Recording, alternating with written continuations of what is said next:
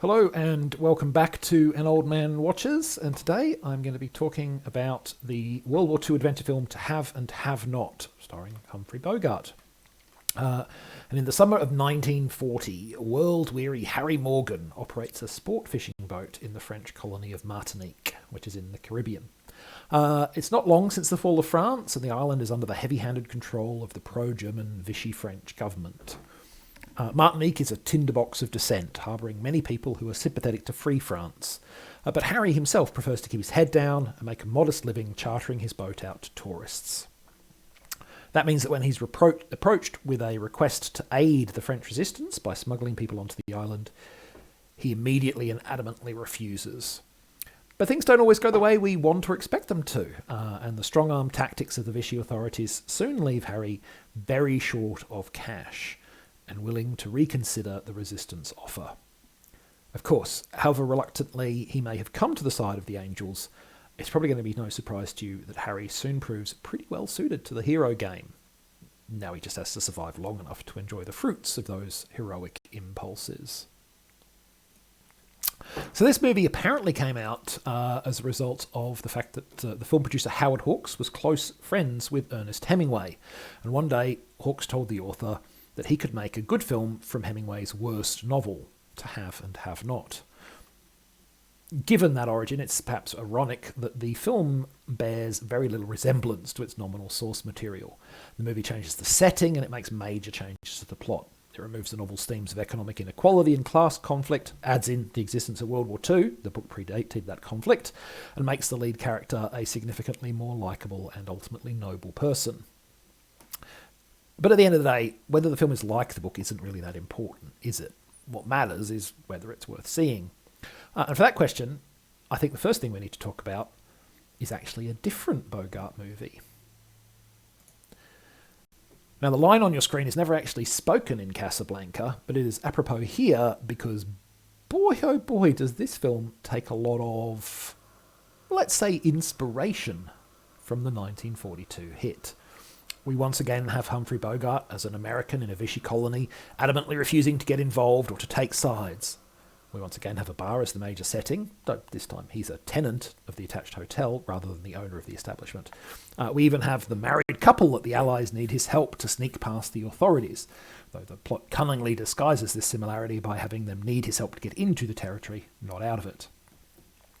And with that pretty familiar set of ingredients in place, much of the plot is equally familiar.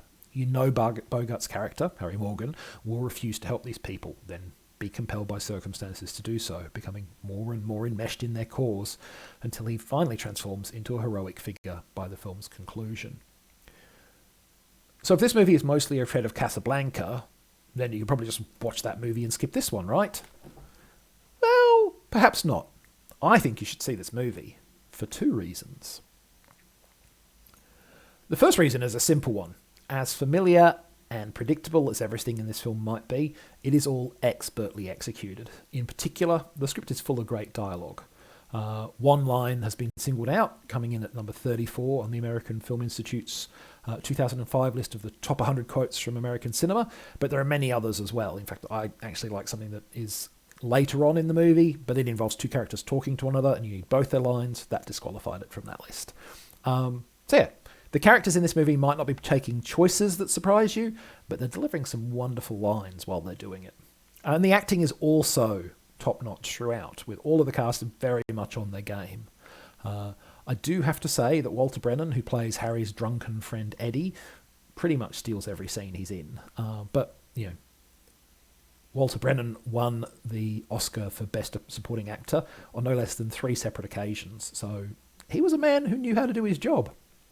And the fact that he's really excellent in this, even though this did not win him a nomination, is not to be a surprise.